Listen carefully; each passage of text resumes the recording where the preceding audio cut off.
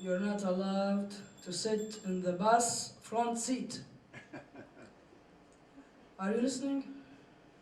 Your place in the back seat.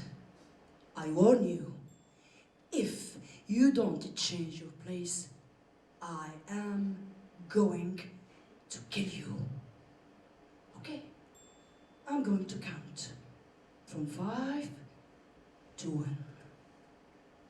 5, 4, 3, 2, 1!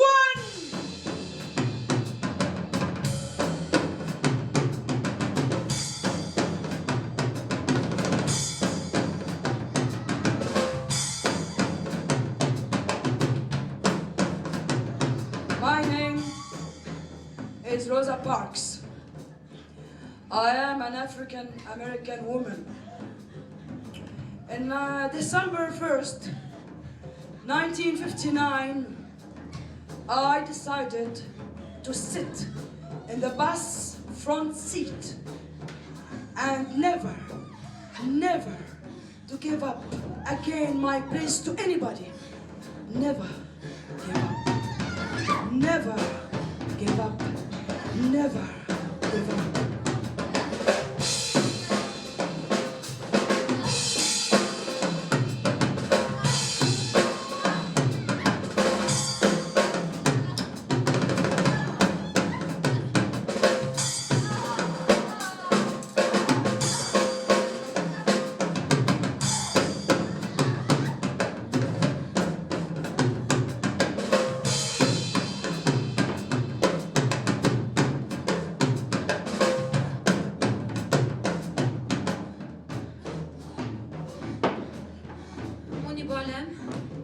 Actress from Algeria.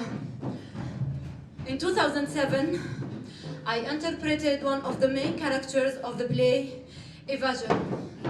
After 2 months of rehearsal, the day of the premiere, 5 minutes before the show, I was getting ready backstage when the stage director, a famous actor in Algeria, came to me and brought me 2 cabs and put them right here and said, "You are an actress with no stage presence.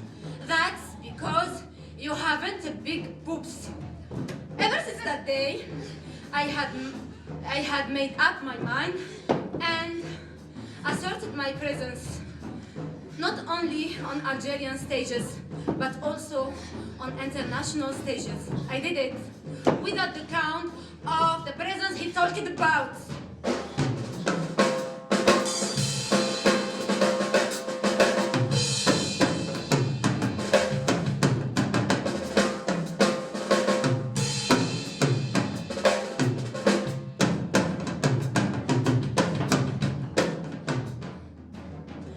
Djohra, actress from Algeria.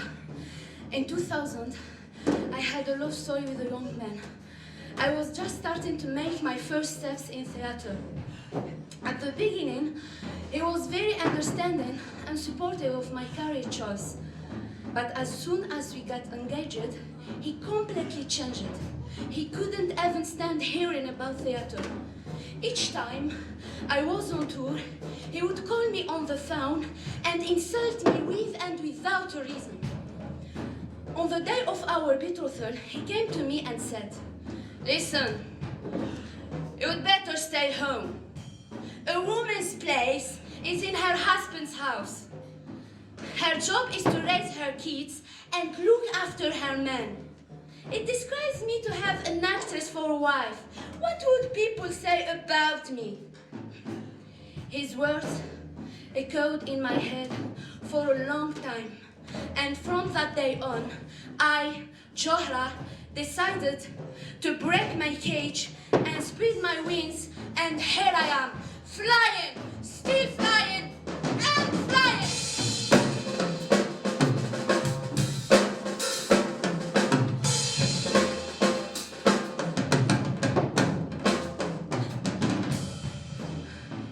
Ayet Magdy, actress from Egypt.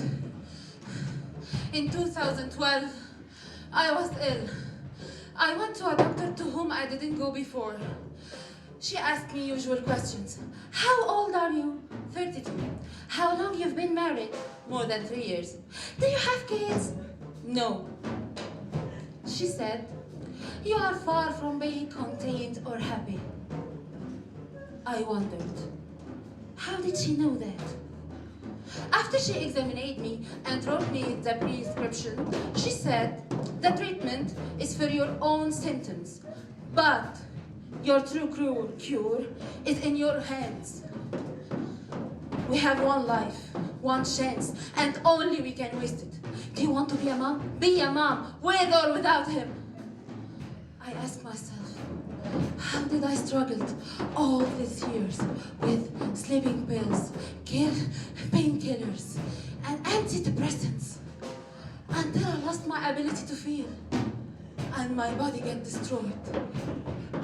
I then decided to get divorced and finally start living. And it's my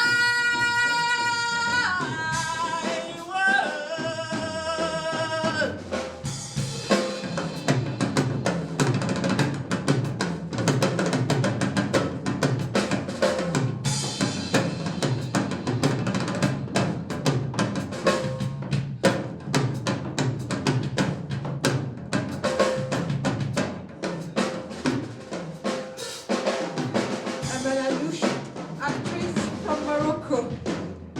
In 2001, I played in Nabil Ayouch's movie, Ali Zawa. This movie was mainly about homeless kids. I had the role of Ali, Mom's Ali, a prostitute.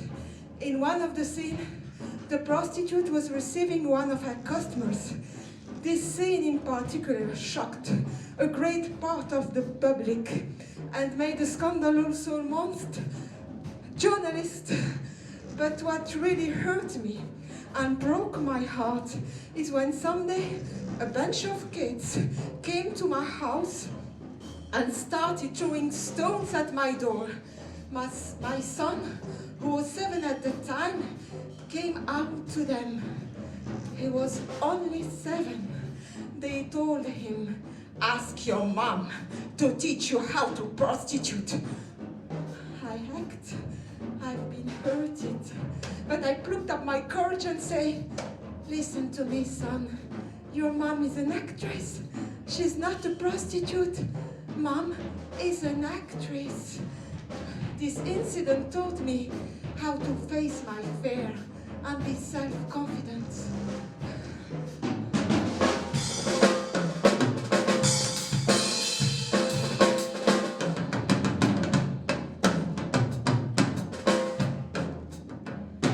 Fatiha Ouarad, actress from Algeria. 92 عام وقت العشرية السوداء. كان في عمري 18 سنة. كنت مغروبة من المسرح. نهار من نهارات كان عندي وليد خالتي 20 سنة في عمره. غروا به الإرهاب وداوه للجبل. واحد النهار جالي يما وقال لها هذيك الطفلة تاعك لازم تبطل المسرح ولا نقتلها ولا نطلعها للجبل. قررت اني ناخذ حوايجي نروح للعاصمة نسجل في المسرح العالي للفنون الدرامية. هو مات والإرهاب مات وانا 20 سنة وانا هنا.